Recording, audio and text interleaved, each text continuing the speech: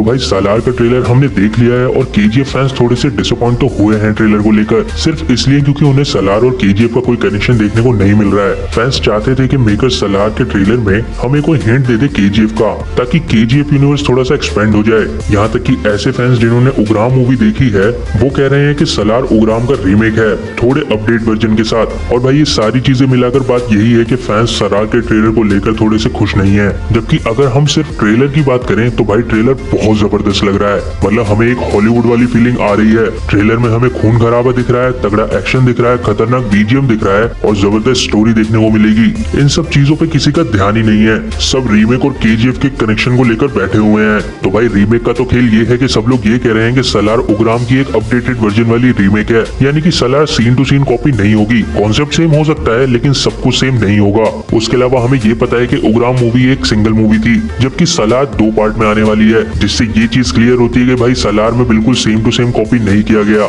यहाँ पे चीजें अलग जरूर होगी। दूसरी और इम्पोर्टेंट बात आती है केजीएफ कनेक्शन की। तो वैसे तो सब लोग ये कह रहे हैं कि सालार और केजीएफ का कोई कनेक्शन नहीं दिख रहा हमें ट्रेलर से, लेकिन भाई अगर मैं ये कहूँ कि कनेक्शन है, मैं कहता हूँ कि मेकर्स हमें बड़ी पिक्चर दिखाने की कोशिश कर रहे हैं और सालार और केजीएफ के बीच में कनेक्शन हो सकता है। तो दोस्तों हमने सालार के ट्रेलर को फ्रेम बाय फ्रेम देखा और सालार और केजीएफ से जुड़ी हुई हमें कुछ डिटेल्स पता चल गई है, जिनके बारे में ही आज हम बात करने वाले हैं इस वीडियो में। शुरुआत करते हैं केजीएफ चैप्टर 2 के रॉकी के कलाशनिकोव वाले सीन से। उस सीन में या फिर हम कहें कि पूरी केजीएफ चैप्टर 2 मूवी में हमें अदीरा का एक मेन गुंडा दिख रहा है, जिसने नाक में वैसा ही ऑर्नामेंट पहना हुआ है जैसा कि सालार के ट्रेलर में हमें ज्यादातर लोग दिख रहे हैं। यहाँ तक कि इस गुंडे को मारा भी रॉकी ने खुद ने था। मतलब भाई केजीएफ चैप्टर 2 में इस गुंडे का खेल कुछ बड़ा था। और अगर हम सालार के ट्रेलर में देखेंगे तो हमें पता चलेगा कि सालार में जिन्होंने भी ये ऑर्नामेंट पहना है वो सारे लोग सालार के यूनिवर्स के हैं। लेकिन अब आप बोलोगे कि सालार में तो सबने गले में भी कुछ गोल्ड सा पहना हुआ है और साथ में एक लॉकेट भी पहना है। तो दोस्तों केजीएफ में जो हमें ये गुंडा दिख रहा है, इसके गले में वो लॉकेट तो हमें दिख रहा है, लेकिन उसके अलावा वो गोल वाली चीज नहीं दिख रही। शायद वो इस कपड़े से छुपी हुई है। तो उसके लिए हमें केजीएफ चैप्टर 1 पे जाना पड़ेगा। जब सूर्यवर्धन मरते वक्त अदीरा को बुलाता है, उस वक्त भी अदीरा के गुंडों में से किसी एक ने वो सारे ऑर्नामेंट्स पहने होते हैं जो कि हमें सालार के ट्रेलर में लोग दिख रहे हैं पहने हुए। तो दोस्तों अदीरा का कनेक्शन हमें दिख सकता है सालार के साथ, यानी कि हमें ये नहीं पता कि अदीरा इतने दिनों से कहाँ था जब गरुड़ा ने उस पर हमला करवाया था। साथ में सूर्यवर्धन का पास्ट भी हमें नहीं पता कि सूर्यवर्धन और उसका भाई अदीरा ये दोनों केजीएफ तक कैसे पहुंचे और उससे पहले ये लोग क्या करते थे। सालार में जिन डकैतों की बात हो रही है, इनका कनेक्शन हमें केजीएफ से जरूर दिखेगा भाई। सेकंड पॉइंट आता है खानसार सिटी का, जिसे हमें सालार के ट्रेलर में बहुत अच्छे से दिखाया है। तो ये खानसार सिटी ईरान में है और ईरान और केजीएफ ये दोनों बहुत दूर दूर है।